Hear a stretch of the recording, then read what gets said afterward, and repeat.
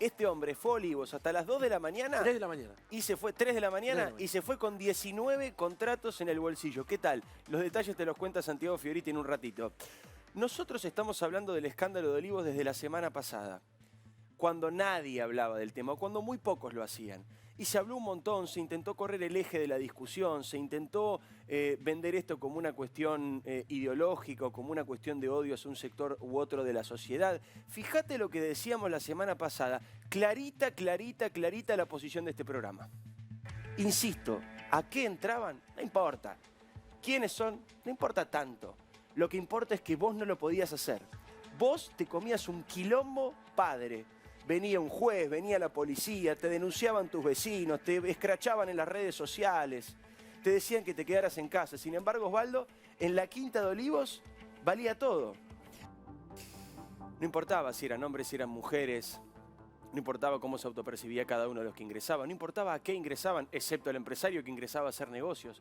Lo que importaba es que descubrimos a través de estas visitas VIP Olivos que nos tomaron el pelo durante un montón de tiempo. Y además nos tomaron el pelo con mucha agresión y mucha violencia. Porque te decían estúpido, porque te decían idiota, porque te decían antipatria, porque te decían que si no cumplías no merecías una cama en un hospital, porque te decían que celebrabas los muertos, porque te decían que si salías a correr la culpa era tuya. Y empezó a ocurrir un repudio masivo a las visitas de Olivos porque la gente no es tonta. La gente se da cuenta de lo que pasa. La gente entiende clarito cuando vos la amenazás con la policía para que no haga algo y el poder, con total impunidad y con los privilegios de siempre, hace lo que quiere. Y te voy a dar algunos ejemplos bien concretos y los vamos a ver. Ethel, por ejemplo, la mamá de Marcelo Polino, murió en mayo del 19, pero Marcelo quiso hacerle un año después una misa para despedirla, para recordarla. No pudo despedir a su madre como él quiso, porque los oficios religiosos estaban prohibidos por el decreto de aislamiento social preventivo y obligatorio. No pudo despedir a su mamá como él quería. Todo esto por el decreto firmado por el presidente Alberto Fernández. César Agost Carreño es el papá de cocinero de Coco Carreño, lo conocemos todos. Era médico neurólogo como vos, Conrado, médico neurólogo. Tenía 82 años, ya se podía jubilar, sin embargo decidió que la pandemia no era el mejor momento para jubilarse, para guardarse en su casa. Quiso seguir ayudando a sus pacientes y a todo el mundo que necesitaba. Murió el 2 de septiembre del 2020, después de pelear durante un mes contra el coronavirus. Fíjate lo que decían Polino y Coco Carreño. Nosotros, para despedirnos de mi viejo, pregunté al gobierno de la ciudad cómo había que hacer, porque mi familia tiene un panteón en la Chacarita y tuvimos que ir de a dos, ¿viste? Todo un protocolo y un quilombo que decís, loco, pero la verdad es una tomada de pelo, ¿no? Digo, yo soy de los que piensan que la gente hay que acordarse en vida y no hago un culto grande sobre la muerte, pero era una situación especial. Digo, mi papá se murió solo ahí arriba y porque respetamos todo lo que nos pide el Estado que respetemos, bueno, tratemos de que se aparezca. Obviamente, el presidente es la persona más importante de la Argentina y tiene miles de funciones mucho más importantes que la mía o que la tuya, o de las personas que nos están mirando. Pero me parece que hay que ver quién se reúne y por qué motivo, ¿entendés? No me fue indiferente, me dolió. Fue como que me clavó un puñal acá. Digo, y como yo, habrá un montón de gente que ni siquiera tiene la posibilidad de expresarse como yo me estoy expresando acá ahora. Indigna mucho ver una lista donde un peluquero entró 62 veces a peinar a la mujer del presidente. Déjame terminar, por favor. Sí. Entró 62 veces a peinar a la mujer del presidente, otro que hubo un cumpleaños, que hubo una fiesta. Falleció mi mamá y no pude hacer una misa. Falleció mi mamá y no pude hacer una misa. Fue un puñal en el corazón, dice Coco Carreño. Y lo más indignante de todo es que el gobierno está enojado. El gobierno está indignado.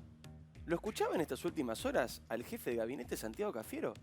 Enojadísimo. Como si el gobierno fuera víctima.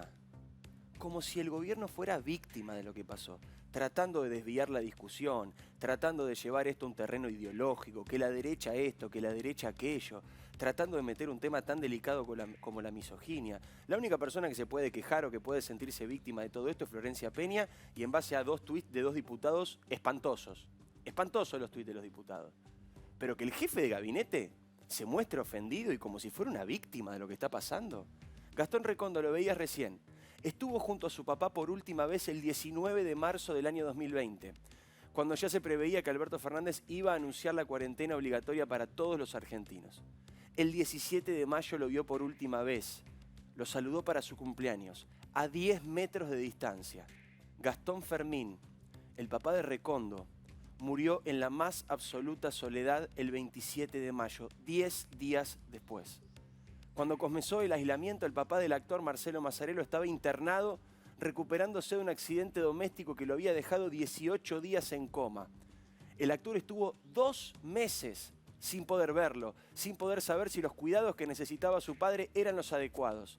A fines de mayo del año 2020 se lo entregaron en un estado irreversible, desnutrido, deshidratado y sobremedicado. El papá de Mazzarello murió una semana después. Mientras tanto, en Olivos hacían lo que querían. Así lo cuentan ellos. No pude verlo durante 2 meses, mientras él se iba deteriorando. Evidentemente había en Olivos una puertita del costado por donde se podía hablar con el presidente y supongo que obtener algo que no podían obtener el resto de los mortales. Mi papá tenía una escara en la espalda. Una escara es un agujero sacro por estar mucho tiempo en la cama. Estaba postrado, pero estaba totalmente consciente. Una úlcera. Durante los 2 meses que yo no lo vi por la cuarentena y que no me dejaron entrar ni a la clínica, yo pedí todos los protocolos, no lo pude hacer, esa herida se transformó en una herida de este tamaño, de 10 centímetros de diámetro. Cada vez que escucho a alguien defendiendo esa cuarentena o las cosas que se hicieron durante esa cuarentena, es como si me metieran un dedo en esa herida. A usted, señor presidente, que nos retaba y nos amenazaba, no vayan a salir, porque yo tengo la potestad de actuar y también por las malas. Mi papá se murió el 27 de mayo. Yo le hice caso a usted, presidente. Le hice caso. Desde el 19 de marzo no lo vi nunca más. A 10 metros lo saludé el día de su cumpleaños, el 17 de mayo. Se me murió el 27. Frío lo tuve que despedir. Frío. Mientras entraba el preparador físico de su mujer a la Quinta Olivos para que hiciera elongaciones y salto en rana. Nos faltó el respeto. Usted nos faltó el respeto a nosotros. De eso se trata. Y todavía se ofenden. Y todavía se ofende Santiago Cafiero. Le faltaron el respeto a la sociedad con un cinismo sin igual.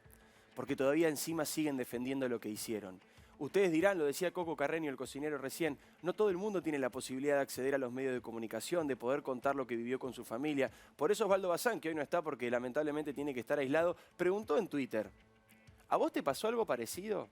Vos que sí respetaste la cuarentena, vos que lo hiciste por convicción, porque sos buen ciudadano, porque tenías miedo de que te metieran preso, básicamente.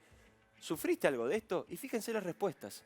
Mi papá murió hace 20 días, solo, en una cama de hospital. Otro que dice, soy del interior de la provincia de Córdoba, estuve 10 meses sin ver a mi familia, ya que vivo en Cava. 10 meses sin que mis hijas vean a sus abuelos, tíos y primos. Mi hija mayor, que tiene síndrome de Down, armaba su mochila para ir a verlos y debía decirle que no se podía. Otro abajo, mi mamá, 84 años, internada 23 días, 2 hisopados negativos, no me dejaron verla.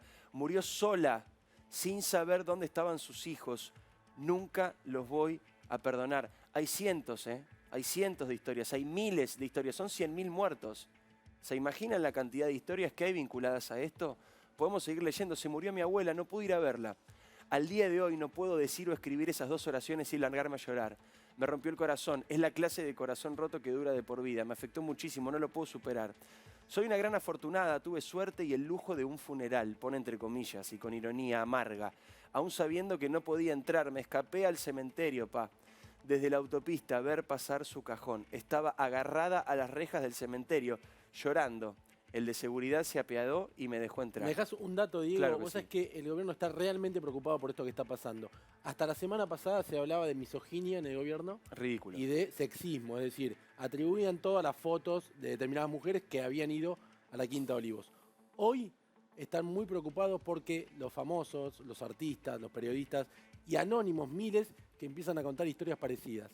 Esto está repercutiendo en la campaña y va a tener impacto seguramente. Por eso el gobierno todavía, salvo Santiago Cafiero, el presidente no ha hablado de este tema. Insisto, los tweets de 2 diputados fueron muy desagradables, muy desubicados, muy fuera de lugar y además no discutían el corazón profundo, que es lo que nosotros decíamos la semana pasada. El problema no es quién entró. De hecho, acá se mostró al empresario, que ahora te vamos a contar, que además se llevó 19 contratitos en el bolsillo. Se mostró a la chica Sofía y se mostró un montón de chicos también que entraban. Da igual el sexo, da igual el género, da igual cómo se autopercibe cada uno, da igual. Lo que no da igual es que, como decía Gastón Recondo, nos faltaron el respeto. Nos faltaron el respeto. Y a los deportistas también. Lo decíamos en el pase recién, los deportistas se están empezando a animar a hablar. Fíjate algunas cosas que decían algunos deportistas. Acá estás viendo Brian Rosso. Se solidarizó con los atletas argentinos que compiten en Tokio porque, aunque ustedes no lo crean, somos una sociedad que insulta a los deportistas que le va mal. No toda, por supuesto, y por suerte, pero hay una parte grande de la sociedad que insulta a Bardach, a Piñatielo, a los del rugby, a los del hockey. ¿Qué nos pasa? Bueno, parte de lo que nos pasa lo explica Brian Rosso. Dice, para los que se ponen nerviosos por la falta de medallas, recuerden que el año pasado entrenar era delito. El otro remero, el que el año pasado sí quiso salir a remar solito con su alma en tigre, lo persiguieron con un helicóptero de la policía por el río. Estaba solo. Y en Olivos hubo fiestas de cumpleaños, hubo peluqueros, hubo adiestradores de perro, hubo fiestas de fin de año. Hubo peluqueros, hubo adiestradores de perro. Hay un meme de esta semana muy fuerte que dice, al final, Dylan tuvo clases presenciales y los chicos no. O el papá de Solange, por ejemplo, que no llegó a despedirla, porque no le dejaron cruzar de provincia a provincia, vio a su hija muerta. Dijo, Dylan tuvo más derechos que mi hija. ¿Y sabés que tiene razón? ¿Sabés que tiene razón? ¿Ese hombre habla por misógino? ¿Ese hombre habla porque es de la derecha de no sé qué ni de no sé cuánto? No, señor, ese hombre habla desde el sentido común y desde el dolor. De descubrir y demostrar y de expresar cómo se siente con la enorme falta de respeto de un gobierno que no cumplió ni siquiera los decretos que ellos mismos pusieron. Escuchen a Santiago Cafiero, que estos últimos días estaba ofendidísimo, pero además habla con estos niveles de cinismo de lo que pasaba en Olivos. Escúchalo. Y todo el personal que ha ido a la quinta, es todo personal de trabajo y quienes han sido citados y no han sido también producto de problemáticas que eran problemáticas que el presidente quería también poder tomar de primera mano y discutir con los sectores que estaban afectados y ver cómo se podían resolver las diferentes cuestiones. Siempre estuvo todo vinculado a las cuestiones laborales, todas las entradas que han estado, por lo menos que han estado marcando. Por eso te digo, a ver, me parece que se habló demasiado sobre esto y lo cierto es que quedó demostrado que, nuevamente, que hay una malicia muy marcada. No voy a agregar nada, está todo dicho. Está todo dicho. Santiago, una de las personas que entraba a Olivos con total libertad es este empresario que se fue de ahí. Hong de Taiwán. Se fue ahí, perdón, a las 3 de la mañana y se llevó 19 contratos con el Estado. Contame. Mirá, te cuento la historia. La acaba de contar Héctor Gambini en Clarín. Es una información de último momento. El empresario fue en abril del año pasado cuando nadie podía circular. Bueno, el empresario estuvo 5 horas en la Casa Rosada. Fue con, en ese momento se supone que era su novia, Sofía Pachi. ¿Que todavía no era empleada? No era empleada de la primera dama. En las primeras apariciones, en las primeras visitas a Olivos, ella no era empleada. No era empleada. Después sí fue empleada. Era amiga de la primera dama, después fue tomada como empleada. Bueno, lo cierto es que este empresario, que había hecho 2 contratos nada más con el Estado en 2 años, a partir de esa reunión con Alberto Fernández, que insisto, duró 5 horas y extrañamente terminó a las 3 de la mañana, después de eso consiguió 19 contratos, cuenta Gambini en Clarín, se supone que por 120 millones de pesos. Contratos con 6 organismos del Estado, Diego, algunos por adjudicación directa. Epa. Ahí tenés la placa, mirá, con el Ministerio de Defensa, con el Ministerio de Seguridad, aportaba, vos me decís, bueno, ¿cuál era la función? ¿Por qué les daban tantos contratos? Bueno, cuenta Gambini en la nota que eran equipamientos para cámaras térmicas, detectador de fiebre. Claro, porque él se dedica a eso, se dedica a la cuestión de seguridad. El tema es que había firmado 2 contratos, cenita larga, hubo sobremesa, un cafecito, un limonchelo, porque duró hasta las 3 de la mañana. Pegó estos contratos, 19 contratos. 19 contratos en solo un año, pero lo llamativo es justamente que es a partir del 2 de abril, que era el cumpleaños justamente del presidente de la Nación. Se quedó hasta muy tarde y justo en un año se dan 19 contratos cuando en los 2 años previos solamente había tenido 2 contratos con el Estado. ¿Contratos por 120 palos? 120 millones es el cálculo que hace el periodista Gambini. Se supone que es lo mínimo que le dieron esos contratos. El cálculo es, digamos, bastante pesimista. Se supone que puede ser incluso bastante superior a eso. Bueno, esto es lo que pasaba. Esto es lo que pasaba. Impunidad, entrenadores de perros, peluqueros, personal trainer, cumpleaños cuando vos no podías y además negocios turbios, negocios oscuros, negocios debajo de la superficie, negocio de lo que vos no te enterás y no te hubieras enterado nunca si no salía a la luz este escándalo de las visitas VIP. Vamos a comenzar a hablar con nuestros invitados, dejamos este tema de lado, hay mucho para conversar con Corrado Stoll, hay mucho para conversar con Carlos Melconian. Quiero que vean otra información del día. Yo hace por lo menos 12 años que me dedico a la política en los medios nacionales, nunca vi un spot tan salvaje como este. Nunca vi un spot de campaña tan salvaje como el de Florencio Randazzo. El spot de Randazzo que le saca la careta a Cristina. Recordemos una cosita, Diego. Sí, dale. Fue el ministro del Interior de Cristina Kirchner. Él quiso ser candidato a presidente. Supuestamente le habían prometido que iba a competir en la interna con Daniel Scioli. Estamos hablando de 2015. Cristina le dijo que no. Según Randazzo le ofreció la candidatura a gobernador. Él dijo que no. Y se pudrió todo. En este spot hay insultos, hay intimidad, hay mucha bronca contenida. Hay una reconstrucción histórica de un hecho político fundacional. Claro. Como dijo Santi Fioriti, el spot de Florencio Randazzo que le saca la careta a Cristina. Míralo. Oíme, Florencio, estuve pensando, vas para gobernador y no a las PASO como presidente. No, Cristina, yo iba a competir en las PASO para presidente. Ya lo habíamos conversado.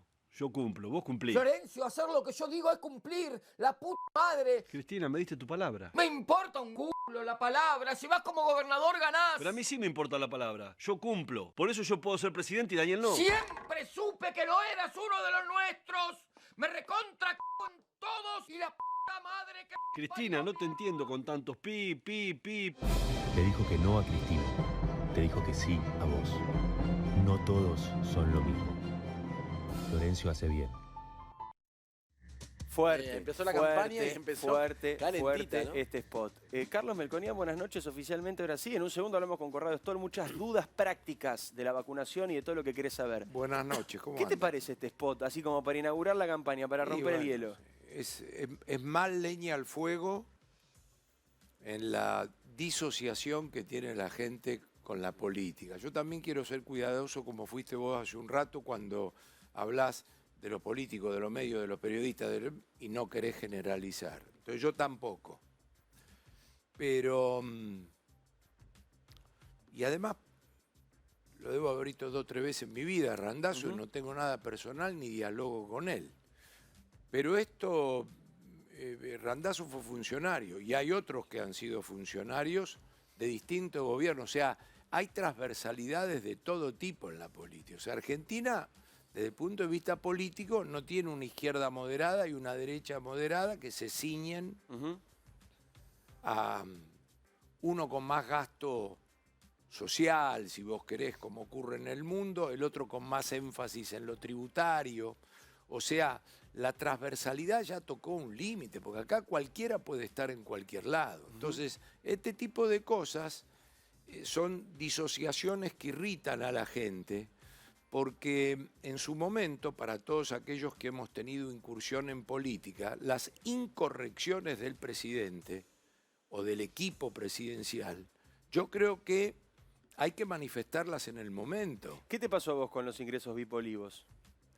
Cuando te enteraste de lo que pasaba en Olivos en el momento más estricto de la cuarentena. Y ahí pienso y me siento como un ciudadano común, me da bronca. Me da impotencia, porque después no es solo lo que sentís por lo que mostraste, sino fíjate las quejas que luego pasaste.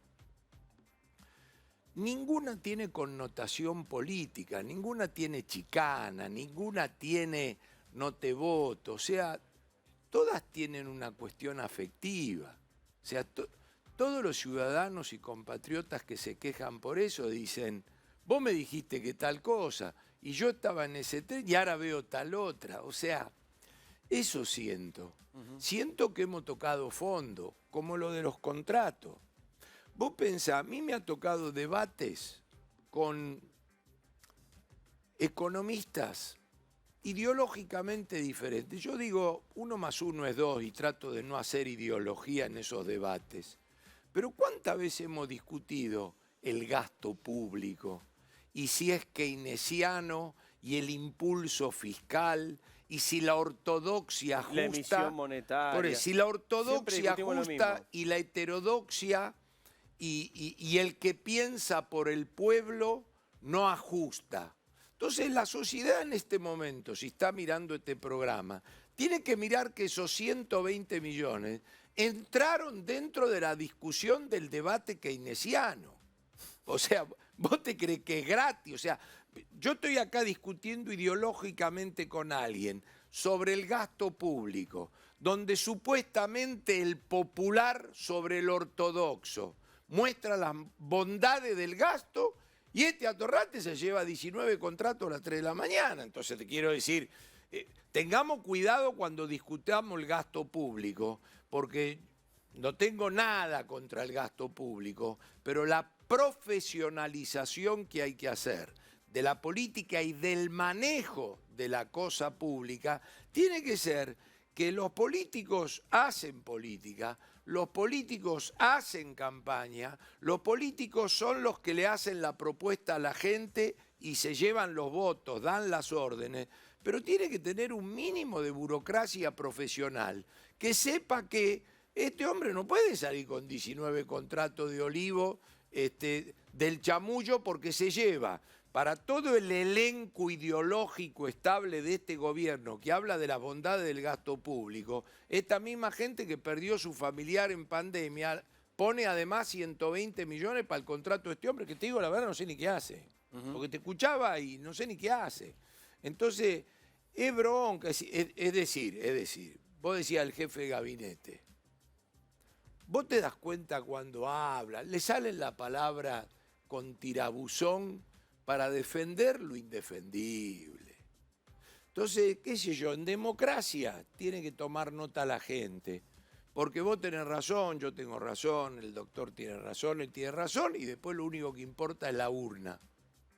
Por eso hay que ir mucho a la escuela, mucho a la escuela para prestarle atención a estas cosas, porque con la cabeza llena estas cosas no te pasan por arriba, porque no te llevan puesto, porque no te tienen cautivo, y eso lo da la escuela, lo da la familia. Me gusta esto que decís, Carlos, de la escuela. En un segundo vamos a hablar de un tema de la semana. Toyota quiso emplear 200 personas, la gente no había terminado el colegio, no sabía leer, no podía leer un diario. Quiero hablar de Álvarez Agis, economista muy cercano al kirchnerismo, diciendo si seguimos así, los billetes de 1000 los usamos para empapelar paredes. Quiero hablar de un montón de cosas con vos, Carlos, que quiero aprovecharte acá en el programa, pero también quiero hacerlo con Conrado. Conrado, bienvenido. Gracias por venir. Sabés que te respeto mucho la manera en la que contás las cosas, la claridad, la contundencia, la confianza que generás en la gente del otro lado. Hay muchas preguntas para hacer. La primera, quiero que nos des un panorama, porque cuesta en este momento tan cercano a las elecciones, donde los gobiernos han cambiado tanto el discurso últimamente, todos, los nacionales, provinciales, municipales. ¿Cómo estamos con respecto a la pandemia? ¿Cómo estamos de cara a que en un par de semanas hay que votar? Y nos metemos de lleno en el tema vacunas, combinaciones, esperar, los niños, tercera dosis. ¿Cómo estamos hoy con respecto a la pandemia? Hace 7 meses la ciencia sabía que había una variante del virus que se llamaba Delta. 7 meses. 7 meses, desde diciembre, enero, India. Desde hace 3 meses eso lo habla todo el mundo, está en los medios, que hay una variante Delta. Y están las historias de Europa, del Reino Unido, de Israel primero y después de Estados Unidos. Ahora esa variante está acá. Tenemos que excluir el excepcional caso o escenario de que en la Argentina no se diseminara. Eso sería absolutamente excepcional, entonces lo lógico es, lo excluyo. Si pasa, vamos a celebrar, pero lo tengo que excluir para pensar para el futuro. Hoy es 5 de agosto y no tenés que decir, hace 2 semanas me dijeron que entró un pasajero de México, 2 de Madrid y 1 de Miami con Delta.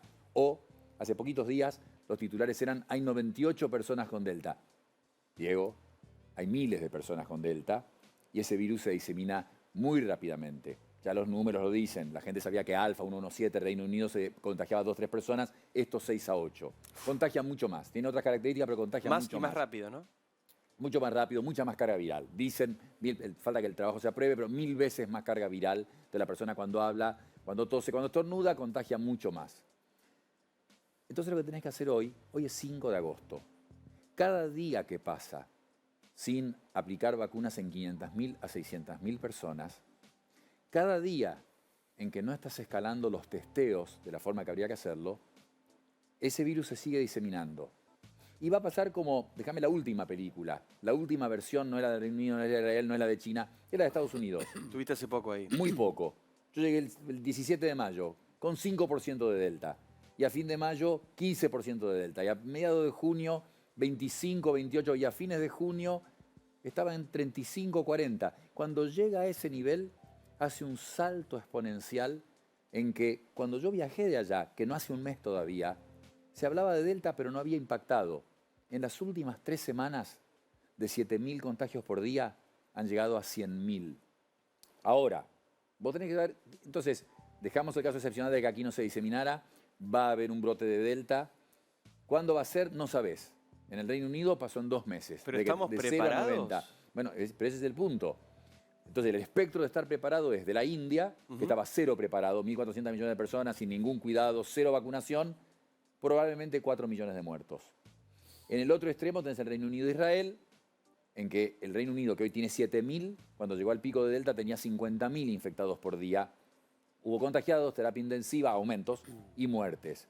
Y en el medio, busca lo que quieras. Indonesia o Estados Unidos está entre todo eso, según el porcentaje de población vacunada, según cuánto testeás, porque testear es más importante que nunca. Siempre fue importante, testear es diagnosticar al infectado. Nunca llegamos a un nivel de testeo aceptable. Yo te vengo escuchando desde el principio de todo esto y vos venís insistiendo de arranque, testeemos, aumentemos los testeos, escalemos los testeos, hay que testear más, es fundamental. Nunca lo hicimos. Vos lo sabés, cuando el testeo es 15, 20, 30% de positividad, quiere decir que de todos los test que haces en el día, el 20% son positivos, o el 12, o el 15, o el 30, como hemos tenido, o 40 hemos tenido, eso te dice que no es suficiente. Quiere decir que mucha gente infectada está quedando en la comunidad infectando. Y cuando queda gente que infecta a 6 a 8 personas, en vez de a 2 o 3, que infecta como la varicela, que es de las más contagiosas, que es la enfermedad más contagiosa, el sarampión, la varicela, entonces es mucho más grave. Pero la cuestión es, entonces, ¿qué grado de impacto va a tener? Depende del testeo y la vacunación de un país. Tenemos 16% de la población vacunada. Vamos a llegar a 30, 35, 40. Estados Unidos, con 50 y pico % de toda la población vacunada, está con un problema muy serio. Y es una pandemia de no vacunados. ¿Y al ritmo que venimos llegamos? Bueno, el promedio últimamente es 250.000 por día. Y hay que llevar a 500 por día, 500.000 Bueno, te dije 500.000 porque no quiero decir que vacunemos como, no sé, Alemania, o como vacunaron Israel, o Seychelles, o Mongolia. Vacunemos como Uruguay. Si vacunásemos como Uruguay, tendríamos que vacunar 600.000 personas por día. Como Uruguay. Si vacunáramos como vacunó Israel, tendríamos que vacunar 1.200.000 personas por día. Y vacunamos 250. Estamos en 250 y saca la cuenta, si son 500.000 por día, son 15 millones de personas vacunadas en un mes, llegás a septiembre, no vas a llegar con 50% de vacunados con 2 dosis, puede ser otra variable. Una dosis para Delta no alcanza. Si bueno, 2 dosis de Pfizer parecen justamente tener te quería eficacia, preguntar eso, porque el gobierno, sobre todo el de la provincia de Buenos Aires, habla mucho de la primera dosis, por ejemplo, de la Sputnik, que dicen que es muy efectiva y evidentemente no alcanza con una dosis. Bueno, Johnson & Johnson era una vacuna de una dosis. Con una dosis tenías todo completo. Ya en California a la gente con Johnson & Johnson le están dando Pfizer o Moderna, porque se dan cuenta que no los protegen con esa vacunación completa. Y con 2, Israel había dicho que la eficacia de la vacuna de Pfizer doble con esta nueva variante estaba cerca del 50% y todo el mundo dijo, nadie se rió porque Israel es muy sólido científicamente. Pero llamó la atención. Y algún estudio en Estados Unidos mostró 80 y pico con 2 de Pfizer. Bueno, ahora acaba de salir un estudio en el Reino Unido de la vida real y 2 de Pfizer es 40 a 60% la eficacia que tiene contra Delta. Pero tiene que ser definitivamente 2. Entonces, Conrado, yo te escucho y pienso, vamos a ir a votar en septiembre con muy pocas probabilidades de tener el 50% de la población vacunada con 2 dosis. Es muy poco probable que tuviésemos la en septiembre, sí. 50%, muy poco. Este nivel, matemática muy poco, básica. de matemática. ¿Sí? Pero fíjate que los comentarios que él está haciendo, a diferencia de la cuestión económica, muestran con absolutísima claridad el fondo que ha tocado la gestión del Estado. ¿Sabe por qué? Porque cuando estamos discutiendo del gasto, de la tributación o del mercado de cambios, se puede poner en tela de juicio el ajuste.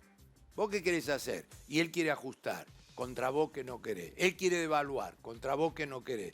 Él quiere bajar el gasto, contra vos que no querés. Pero acá no. Acá no hay escuela keynesiana acá no y hay. escuela... Acá él dice, que lo vengo escuchando hace 7 meses. Desde el principio él que dice, Conrado. testeá. Vos decís, ¿dónde está la ideología del testeo? Porque no estamos, corregime, no estamos en la discusión primermundista o tercermundista de los locos que no quieren vacunarse. Y pido disculpa por decir loco que no quieren vacunarse, porque yo soy un liberal, el que no quiere, qué sé yo. Pero él da un ejemplo clarísimo de tenés que testear, tenés que tener vacuna y tenés que vacunar. No hay baja el gasto, devaluá, subí, no, yo no quiero. Y ni siquiera es el himno a la no gestión. Sobre todo con los testeos, Conrado, porque con las vacunas hubo todo el problema que ya conocemos en memoria, no quiero abundar. Pero también es de gestión. Con los testeos, también es de gestión. Por supuesto que es de gestión, no tengo ninguna duda. Y ahí sí hay ideología. Pero ahí sí, ahí podés meterte. Para mantener tu argumento, digo, si vos vas al caso único de los testeos, yo me acuerdo, lo vivimos nosotros en este programa, cuando denunciamos que la provincia estaba testeando poco y que estaba queriendo hacer pasar, tocar la puerta y decir usted cómo se siente, como un testeo, nos dijeron de todo, no saben lo que fue, no se podía salir a la calle, las barbaridades que te decían. Y al final ¿por qué no se testea? Si testeos hay, Conrado. Supongamos que el PCR, que hacer una PCR es un poquito más sofisticado, y es un poquito más. Pero de nuevo, la comparación antipática. Uruguay lo hizo, desarrolló su PCR para no competir con otros países, para tener que comprar los insumos, y la descentralizó. No dijo en el Instituto Malbrán solamente, como la secuenciación genómica nuestra. Lo hicieron descentralizado por todo el país. Entonces lograron alcanzar una escala mucho mayor a la nuestra. La doctora Cohen en el Reino Unido permanentemente lo dice. Ella siempre lo explica. El Reino Unido tiene 57 millones de habitantes, pero hacen 1.200.000 por día, no 100.000. Claro. No 100.000. Y el punto fundamental es este. De nuevo, admitamos que la PCR puede ser un poco más complicada. Están los test de antígenos. Claro. Vos decías, nos dijeron no sé qué cosa. A mí me decían que yo trabajo para los test de antígenos. Sí, claro. Hay 50 compañías que elijan, que encuentren la que yo trabajo y que compren los otros. Las otras hay 49. 50, exacto, hay 50 compañías que venden test de antígenos, es el test rápido. Se ha probado con innumerables estudios que te diría que para una pandemia, para este momento de la pandemia, es mejor que la PCR. Porque el test de antígeno mide carga viral, te ¿no? da positivo, exactamente, te dice quién está contagiando. La PCR es demasiado buena y te puede mostrar a alguien positivo cuando ya terminó con la enfermedad. El test de antígeno da positivo justamente en el peor momento de esa persona. Los podés comprar, los podés dar a la casa porque se decía, no lo puede hacer una persona. Es facilísimo, es una cosa... Bueno, se vende en el resto del mundo para que lo hagas. Y hemos visto las fotos de Noruega, de los países, la mayor parte de los países escandinavos, el chiquito en el colegio haciéndose el test a la mañana.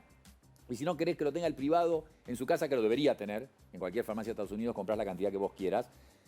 Las empresas, en esta misma, en un estudio de televisión, las empresas, los particulares, el colegio, en los geriátricos. O sea, no es discutible. O lo que se hace ahora es lo que se llama el pool, el grupo. Vos haces una PCR en 10 personas o 15. Si dan todos negativos, ya está, con una PCR te dieron 15 negativos. Si da positivo, ¿sabes qué haces? Les haces test de antígeno. Y ahí encontrás por qué dio positivo el grupo de 10 o 15. Encontrás al que está contagiado y contagiando de ese grupo y vas descartando. Te quiero decir que... Estamos como estamos, Conrado. Entonces yo digo, hay aproximadamente 6/7 millones de personas que recibieron la primera dosis de Sputnik, no tienen la segunda. ¿Qué hacen? ¿Esperan al Sputnik? ¿Combinan con Moderna? ¿Combinan con AstraZeneca? ¿Qué recomendás? ¿Qué hay que hacer a nivel individual y a nivel social general? ¿Qué es lo más recomendable para un país como la Argentina en este contexto que estás describiendo de una manera impecable? No, pero de nuevo, se hizo tanta noticia y tanto anuncio. Hace 2 meses que lo estamos diciendo. No era tan sofisticado y complicado. Por supuesto que es buena la evidencia y tener la evidencia.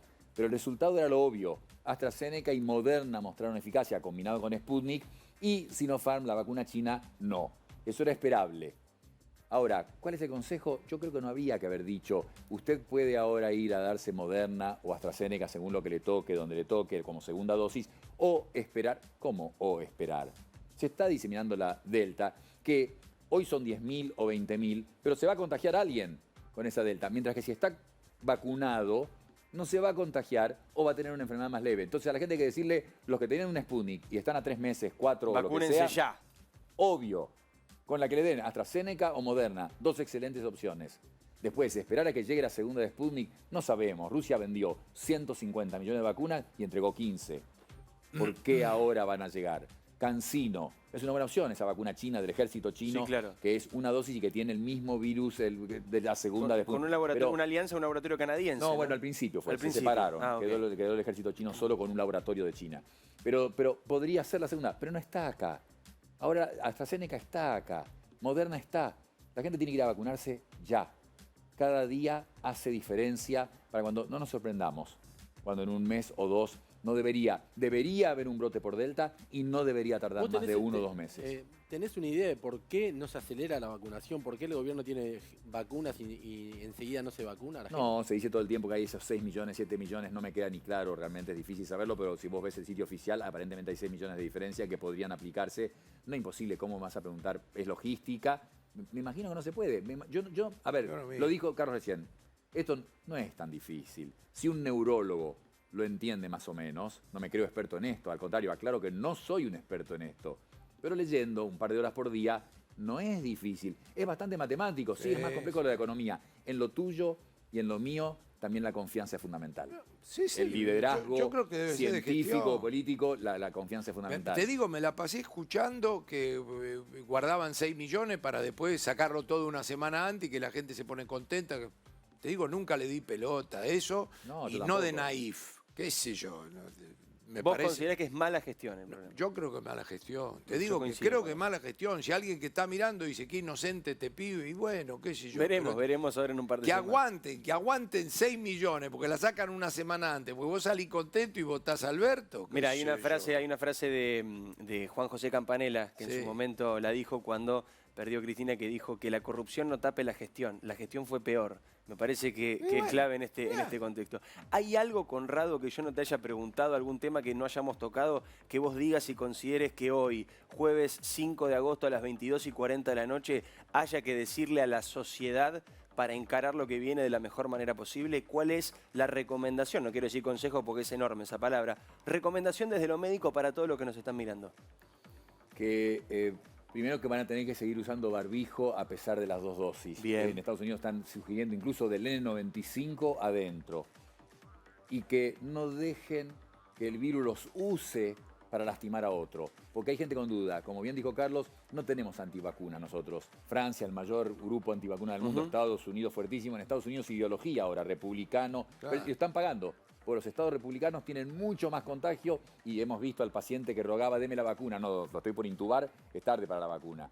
Entonces, lo de la ideología, pero la tercera dosis, que nadie piense en la tercera dosis. Se ha hablado y la Organización Mundial de la Salud, por suerte, finalmente dice algo razonable, no pensemos en la tercera dosis por ahora. Lo que queremos es segunda dosis. El 80% de las vacunas están en los países de altos ingresos. Entonces, lo nuestro, cuidado, no es particular a la Argentina. Vos mirás América Latina y todo da miedo, salvo las excepciones de Uruguay y Chile. Pero en este momento en el mundo, la mayoría de los países tienen un problema parecido al nuestro. Pero el consejo es, para los que tienen duda, que se vayan a vacunar. Hay gente mirando que duda, y no te digo ya por lo del magneto y se pega la aguja y cosas increíbles que circulan por las redes sociales. Duda simplemente. Las vacunas son seguras y cuidado, todavía en este momento están a tiempo el que la puede recibir para no arrepentirse un poco más. Gracias, Conrado, por haber estado. Es importantísimo tenerlo aquí en el programa.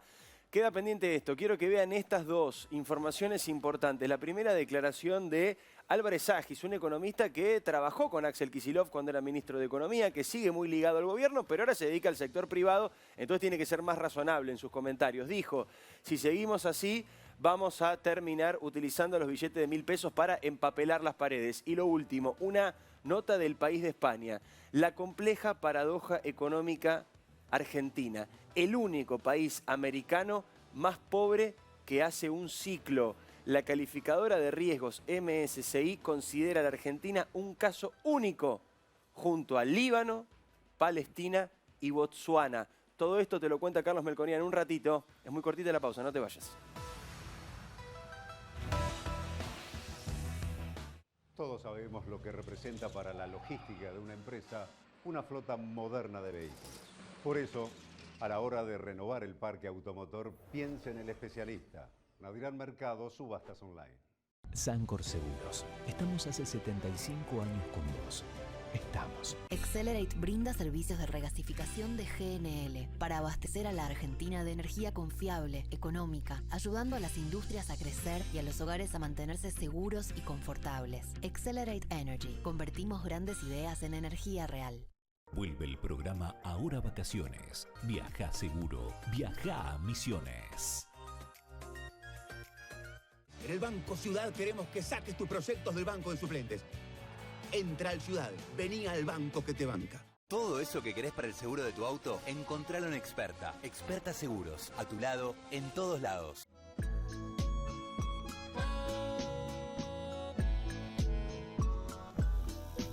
Enel Generación Costanera, la central térmica más... Estamos aquí con Santi Fioriti y con Carlos Melconian. Había quedado pendiente esta frase. Álvarez Agis, un economista muy sensato, muy cercano al gobierno, trabaja en el sector privado, entonces tiene que decir esto, que es lo más parecido a la verdad. Dijo, vamos a terminar usando los billetes de 1.000 pesos para empapelar las paredes. Vamos, sacale el apellido porque yo no abro polémica con nadie y mucho menos públicamente. O sea, quienes me conocen saben que levanto el teléfono, pi, y se terminó las cosas, yo las arreglo así y no en público. Estén bien o estén mal, así que no. No es para polemizar, solo quiero, sino la claro, frase, ¿no? Saca a Álvarez Agis. Solo quiero volver a un tema. Hay que profesionalizar la gestión y el Estado, porque lo que no puede ocurrir... ¿Sabe la cantidad de chicos que debe haber hoy? Y la cantidad de chicos que hubo en la administración anterior que van a aprender al gobierno, que van al día a día a aprender. Una cosa es adquirir experiencia del manejo de la cosa pública y de la cosa diaria. Otra cosa es que hoy aparece gente de la administración anterior viendo la nocividad de la deuda pública, o gente de la administración anterior, de la anterior y de la anterior, que descubren que los papeles pintados de la maquinita para el gasto público. Entonces, ¿sabe qué pasa? Mi única referencia, porque no tengo ni gana de opinar con una persona que no está presente, que conozco muy poco. No, acá, perdón, pero te quiero hacer esta aclaración que me parece importante. Lo traemos a Álvarez Agis como un valor. Porque si lo dice Carlos Melconian, si lo dice Willy Cohen, del consenso de Washington neoliberal. Fue el viceministro de Kicillof. Exacto, que es viceministro de Kicillof. No importa, y que habla con los medios, y que no tiene problema, y que es muy sensato, y que dice esto, que es muy coherente. Por eso, y que se rescata, que es moderado. Que lo único que no puede ocurrir es que se aviven de estas cosas 8 años después. ¿Cómo me debo haber avivado yo 8 años después? Pero yo lo experimentaba de repente en mi actividad privada, y mango que perdía era un mango que perdía mío. El problema de esto, que este es un ejemplo con el cual no me la quiero agarrar con el nombre propio. Está clarísimo. Es que no se puede ir a experimentar y fresco como una lechuga 8 años después decir, me di cuenta, porque 8 años después estos chicos de aquel equipo te descalificaban abiertamente por cualquier cosa diferente. Lo siguen haciendo. ¿Cómo descalifican ahora, efectivamente? Entonces, y de las dos veredas hay, Porque, ¿sabes por qué no me quiero meter en la grieta? Porque estoy podrido en la Argentina de la grieta y de que cuando te toca estar acá putean a lo de acá, y cuando lo de acá, lo de acá. Entonces, terminemos, esas cosas terminan. Profesionalizando la gestión, dejando elencos estables, tecnocracia a disposición de la política, pero sabiendo que 1 más 1 es 2. Y si la política fuera piola, los necesita. Los necesita para poder seguir haciendo política, para seguir usufructuando de la política. Entonces, ese es todo el tema. Cuando veo aparecer estas cosas, más que indignado con la persona, uno se indigna con el hecho de decir, una cosa es adquirir experiencia, otra descubrir 8 años después. Por eso lo de Randazzo. ¿Sabes cuántos transversales hay que pertenecieron al gobierno de Cristina? Todos. Y están del otro lado, y al revés, y que yo...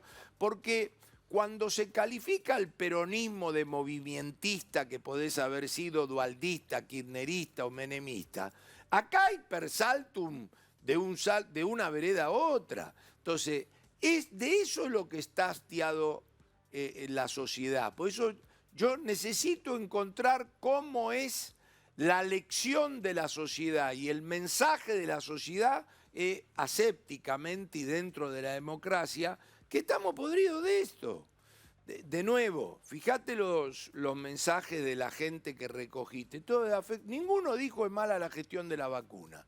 Ninguno dijo usted peronista, usted menemista, usted es socialdemócrata, usted la robó, ninguno, todo es no pude ver a mi viejo, no pude ver a mi vieja, me dijiste tal cosa. Entonces, yo confío mucho en que la gente está cuando tiene que estar, más allá de que todos no compartimos las mismas ideas, más allá de que vos decís blanco y el otro dice negro, me parece que se está armando la masa crítica como para que en algún momento en la Argentina aparezca la luz al final del túnel, ¿viste? Ojalá. Porque esto es el límite acá, no quiero seguir decayendo en Berretalandia, aparece la luz al final del túnel, compórtense, tráiganme profesionales y si no vamos a votar a otro. Ese es el arma democrática más potente. Por el momento veo eso. Gracias, Carlos, por haber estado. No, gracias a ustedes. Interesantísimo escucharte como siempre. Bueno. ¿Viste el spot de Randazzo? Te lo vamos a mostrar de nuevo. El spot de Randazzo, uno de los spots más impactantes que yo vi en estos 12 años que vengo trabajando, dedicándome al periodismo vinculado a la política. Mirá el spot de Randazzo, porque Florencio Randazzo es el invitado de Verdad Consecuencia, es el invitado de Geuni de Dufarde en un ratito. Spot de Randazzo, corte así chiquito, pase y Florencio Randazzo en vivo, míralo. Oíme, Florencio, estuve pensando, vas para gobernador y no a las PASO como presidente. No, Cristina, yo iba a competir en las PASO para presidente. Ya lo habíamos conversado. Yo cumplo, vos cumplís. Florencio, hacer lo que yo digo es cumplir. La puta madre. Cristina, me diste tu palabra. Me importa un culo la palabra. Si vas como gobernador, ganás. Pero a mí sí me importa la palabra. Yo cumplo. Por eso yo puedo ser presidente y Daniel no. Siempre supe que lo eras uno de los nuestros. Me recontra en todos y la puta madre que... Cristina, no te entiendo con tantos pip. Te dijo que no a Cristina. Te dijo que sí a vos. No todos son lo mismo. Florencio hace bien.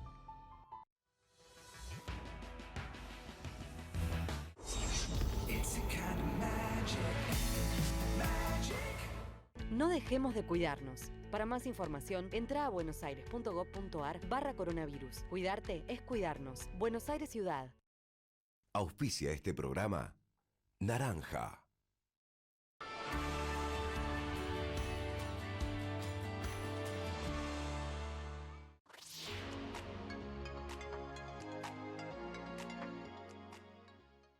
Mazalín Particulares, 115 años de liderazgo, distinguidos por la trayectoria, guiados por la innovación.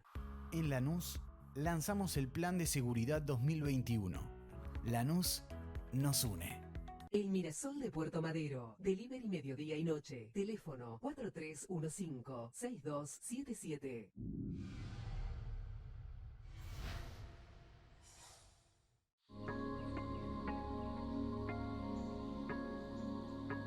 Grupo Insud. Alentamos la vida. www.grupoinsud.com. En Vicente López seguimos trabajando para estar cada día más seguros. Por eso, seguimos invirtiendo en tecnología al servicio de la seguridad.